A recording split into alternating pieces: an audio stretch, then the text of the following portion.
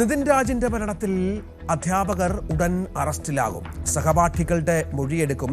കൊലപാതകമെന്ന് കുടുംബം. വിശദമായ അന്വേഷണം ആവശ്യപ്പെട്ട് ഡിജിപിക്ക് പരാതി നൽകും.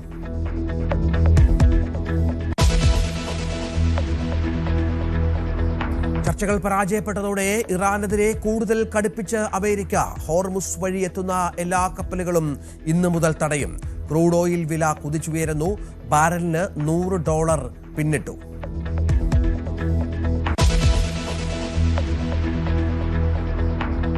അധികാരമാറ്റത്തിനൊരുങ്ങി ബീഹാർ. നിതീഷ് കുമാർ മുഖ്യമന്ത്രി സ്ഥാനം ഇന്നോ നാളെയോ രാജിവെക്കും.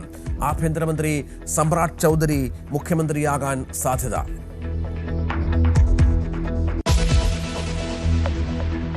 ആശാ ഭോസ്ലെയ്ക്ക് വിട. സംസ്കാരം പൂർണ്ണ ഔദ്യോഗിക ബഹുമതികളോടെ ഇന്ന് മുംബൈ ശിവാജി പാർക്കിൽ സംസ്കാരം.